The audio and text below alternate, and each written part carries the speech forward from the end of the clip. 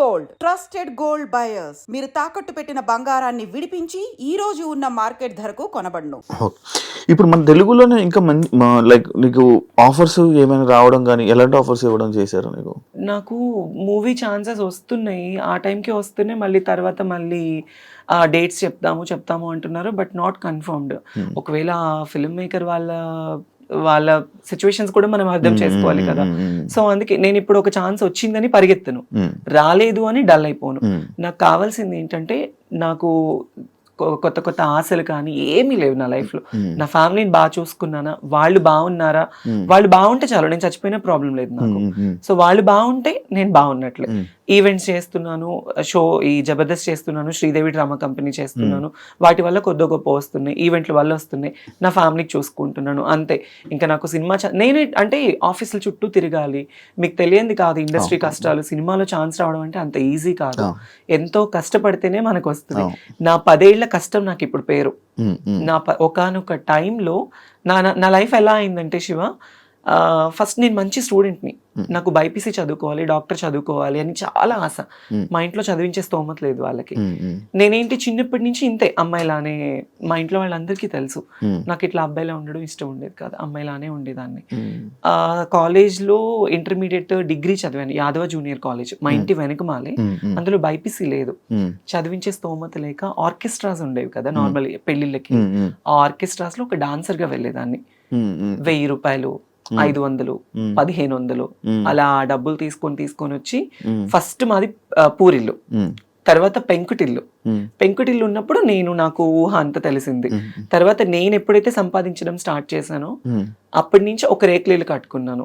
ఈ 10 ఏళ్ళు ఈ జబర్దస్త్ కష్టం వల్ల ఈవెంట్లు చేసి, షూటింగ్స్ చేసి, రూపాయి దాచుకొని, చిట్టీస్ వేసుకొని గుంటూరులో ఒక మంచి హౌస్ కట్టుకున్నా. ఇప్పుడు చాలా మంచి హౌస్ కట్టుకున్నాను, ఒక 3 floors కట్టుకున్నాను.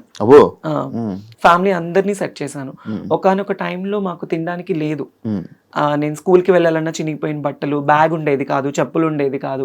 మా అమ్మ పొలం పనులకు వెళ్ళి, మా నాన్న బాగా డ్రింక్ చేసేవాడు. ఏ రోజు మా నాన్న ప్రేమ అనేది నాకు లేదు.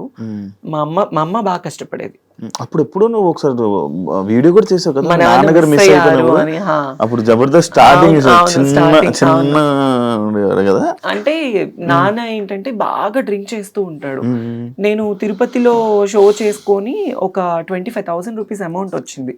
నా అప్పట్లో 25,000 అంటే మాటలు కాదు. తీసుకొచ్చి ఇంట్లో నేను ఒక ఉండేది నాకు ముంత పైన ఇట్లా పెట్టుకున్నాను. డిబ్బి అంటారు, ముంత అని అంటారు మాలో అక్కడ. సో దాంట్లో పెట్టుకుంటే మా నాన్న డబ్బులు ఎప్పుడెక్కడ దొరుకుతుంది, మా అమ్మని కొట్టి, మా అమ్మ పనిచేసిన డబ్బులన్నీ తీసుకొని వెళ్ళి ఎక్కువ తాగేసేవాడు. అంటే మా నాన్న తాగడానికి కూడా కారణం ఏంటంటే, మేము 3 పిల్లలు. ఫస్ట్ మా అన్నయ్య చనిపోయాడు, తను ఎలా ఉంటాడో కూడా నాకు తెలీదు, నేను చూడలేదు. సెకండ్ మా అన్నయ్య పేరు శ్రీకాంత్, తనకి నాకు 8 ఏళ్ళు తేడా. సెకండ్ మా చెల్లికి నాకు ఉన్నంత తేడా. మా అన్నయ్యకి ఇప్పుడు 36, నాకు 26 అనమాట. 8 ఏళ్ళు తేడా ఉంది. మా పెద్దన్నయ్య ఎలా ఉంటాడో కూడా 26 8 ఎలాగ అవుతుంది? 34, 26 సారీ 34, 26. అయితే పెద్దన్నయ్య చనిపోయాడు. 5 years అబ్బాయి, తను క్యాన్సర్ వల్ల చనిపోయాడు. తన వల్ల మా నాన్న బాగా డ్రింక్ కి అలవాటు పడిపోయి, తను చనిపోయిన తర్వాత 1 year వరకు తన సమాధి మీద పడుకొని వెళ్ళి, మా నాన్న మనిషి అవ్వలేదు. మా అన్నయ్య చనిపోయిన దగ్గర నుంచి బాగా డ్రింక్ కి అడిక్ట్ అయిపోయాడు. అప్పటి నుంచి ఇంకా మా అమ్మని కానీ మమ్మల్ని కానీ ఎవరిని చూసుకునేవాడు కాదు. ఇంకా మా అమ్మే మొత్తం ఇంట్లో పెద్ద అయిపోయి, మంచిగా పిల్లలు ఎలా అని నన్ను బాగా చిన్నప్పటి నుంచి కష్టం తెలియకుండా నాకు మా అమ్మ పెంచింది. తర్వాత వాళ్ళకి కష్టం రాకూడదని నేను నా లైఫ్ నేను వాళ్ళకి పెట్టేసుకున్నాను, సాక్రిఫైస్ చేసుకున్నాను. ఇప్పుడు ఇంకో చిన్న ఏం చేస్తున్నాడు? బేల్దార్ పని చేస్తాడు, ఇల్లు కట్టే పని చేస్తాడు.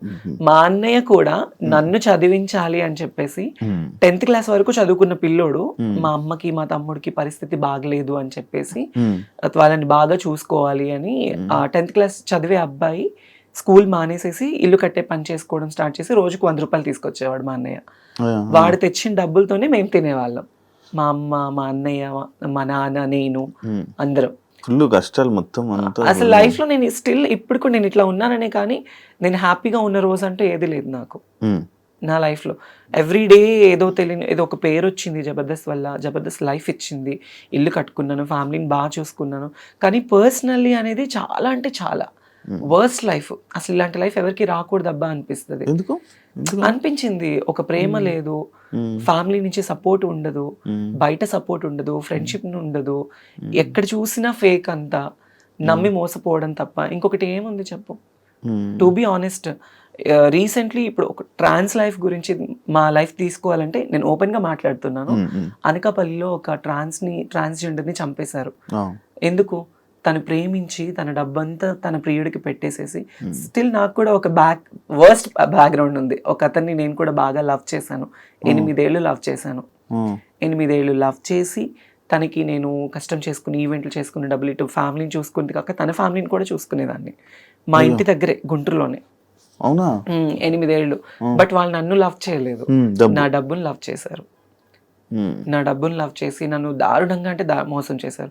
అప్పటి నుంచి ఇంకా ఈ లవ్, ఈ లస్ట్ వద్దు అనిపించేసింది. కాదు, ఇప్పుడు నార్మల్గా ఇప్పుడు ఇలాంటి ఇష్యూస్ మీలో ఇలా జరుగుతున్నప్పుడు చాలా జరుగుతున్నాయి. అంటే మీద అంకిత, తను, లేకపోతే ఇంకా చాలా ఉన్నాయి.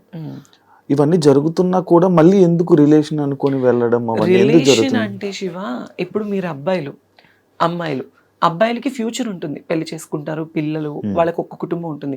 ఆడవాళ్ళకి ఫ్యూచర్ ఉంటుంది, పెళ్లి, కుటుంబం అని. ట్రాన్స్జెండర్స్ కి ఒక కుటుంబం ఉండదు కదా. ఫ్యామిలీ హేట్ చేస్తారు, ఫ్రెండ్స్ హేట్ చేస్తారు, సొసైటీ హేట్ చేస్తుంది, బయట జాబ్స్ ఉండవు, కష్టపడి వాళ్ళని చూసే వాళ్ళందరూ చీప్ గా అనుకుంటారు, కానీ వాళ్ళ లైఫే బాగుంటుంది కొద్ది గొప్ప. ఎందుకు అంటే ఈ కష్టాలన్నీ దాటుకొని రూపాయి సంపాదించుకున్నామా, కడుపు నిండా తిన్నామా, ఉన్నామా అనుకుంటారు. అలా ఉన్నప్పుడు ఎవడో ఒక వెధ వస్తాడు, నేనున్నాను అంటాడు. ఆ ప్రేమకి, ఆ ఎఫెక్షన్స్ కి, ఆ ఎమోషన్స్ కి దగ్గర అయిపోతాము. ఎవరు ఈవెన్ పేరెంట్స్ కూడా ప్రేమను చూపించరు. ఆ ప్రేమను చూపించినప్పుడు ఎవడో ఒకడు వచ్చి ప్రేమను చూపిస్తే మరి ఎఫెక్షన్ అవుతాం కదా. అరే నాకు పేరెంట్స్ ప్రేమ లేదు, బయట వాళ్ళ ప్రేమ లేదు, ఈ అబ్బాయి నన్ను బాగా ఇష్టపడుతున్నాడు, నన్ను బాగా చూసుకుంటాడు అనే నమ్మకం ఉంటుంది కదా. ఆ నమ్మకం కోసమే ప్రాణాలు పెట్టేస్తారు, సర్వస్వం ఇంకా వాడే అనుకుంటారు. అందుకే ఆ లవ్ కి, ఎఫెక్షన్స్ కి దగ్గర అయిపోతారు. కానీ మరి ఇంట్లో యాక్సెప్ట్ చేస్తున్నారా? లైక్ అంటే మీకు ఇప్పుడు కొన్ని రోజులు అయ్యాకైనా మీతో మంచిగా ఉండడం ఇప్పుడు అంటే నా పరంగా అనుకుంటే ఫస్ట్ ఆఫ్ ఆల్ మా అమ్మ వాళ్ళు నన్ను యాక్సెప్ట్ చేయలేదు. స్టిల్ అంటే యాక్సెప్టెన్స్ ఎలా ఉంటుందంటే, నేను కష్టపడుతున్నాను, ₹1 తీసుకొస్తున్నాను, అందుకే యాక్సెప్ట్, ఒక మంచి పేరులో ఉన్నాను, బయట సొసైటీలో ఒక మంచి పేరులోనే ఉన్నాను, బయట ఏమి వేరేలా సంపాదించట్లేదు. ఓకే, మా అమ్మాయి చూడటానికి చేస్తుంది, జబర్దస్త్ లో పలానా ఒక మంచి వృత్తిలోనే ఉంది, అందుకే నన్ను యాక్సెప్ట్ చేస్తారు. లైక్ ఇప్పుడు పేరెంట్స్ కి కూడా, ఎందుకంటే మాదే తప్పు, పేరెంట్స్ తప్పు కాదు. ఎందుకంటే వాళ్ళు 9 నెలలు కనిపెంచి ఒక అబ్బాయిలా పుట్టి, మళ్ళీ ఇప్పుడు దేవుడిచ్చిన అవయవాలు కాకుండా మళ్ళీ మాకు, ఇది కూడా పేరెంట్స్ లోపం హాఫ్ ఉంటే మా లోపం హాఫ్ ఉంటుంది. వై? బికాస్ జీన్స్ ప్రాబ్లమ్స్ ఉంటాయి. పేరెంట్స్ లోపం ఉంటుంది. ఆఫ్ కోర్స్ పేరెంట్స్ లోపం వల్లే మాకు జీన్స్ ప్రాబ్లం అవుతుంది. నాకు ఇది తెలియదు. పేరెంట్స్ లోపం ఉంటేనే, తల్లికో తండ్రికో లోపం ఉంటేనే జీన్స్ అనేది సక్రమంగా లేకపోతే పిల్లలు ఇలా అయిపోతారు. ఇదేదో డబ్బు కోసమో ఇంకొకటి అసలు ఒంటి మీద సర్జరీ, ఇప్పుడు ఒక చిన్న పిన్నిస్ కుచ్చుకుంటే నువ్వు ఎంత బాధపడతావో, ఒంటి మీద ఎన్ని అవయవాలు కోసుకొని చచ్చి బ్రతికి, నేనైతే లైఫ్ లో 3 సార్లు చచ్చి బ్రతికాను నేను. మరి ఎందుకు అవన్నీ? ఎందుకు అంటే నాకు ఇలానే ఉండాలి, నా లైఫ్లో నేను ఒక ఆడపిల్లలా ఉండాలి, ఫుల్ ఫ్లెడ్జ్డ్ అమ్మాయిలా ఉండాలి. నా పేరెంట్స్, మా అమ్మ నన్ను ఒక కూతురులా చూసుకోవాలి, వాళ్ళకి నేను కూతురునైనా ఒక కొడుకులా సంపాదించి వాళ్ళని చూసుకోవాలి. అది నా మైండ్ లో ఉంది. ఇప్పుడు నాకు ఆశలు ఉంటాయి, ఒకవేళ నేను అబ్బాయిలో పుడితే నాకు పెళ్లి చేసుకొని పిల్లల్ని కానీ నా ఫ్యామిలీని చూసుకోవచ్చు అని ఉంటుంది నాకు కూడా. కానీ నాకు అలా కాదు. చిన్నప్పటి నుంచి నాకు నా హార్మోన్ ఇంబ్యాలెన్స్ వల్లనే, ఆ జీన్స్ అనేది కరెక్ట్ లేకపోతే హార్మోన్ ఇంబ్యాలెన్స్ ఎక్కువ అయిపోతుంది. దాని వల్లనే ఇలా అమ్మాయిలా మారిపోవాలి అని.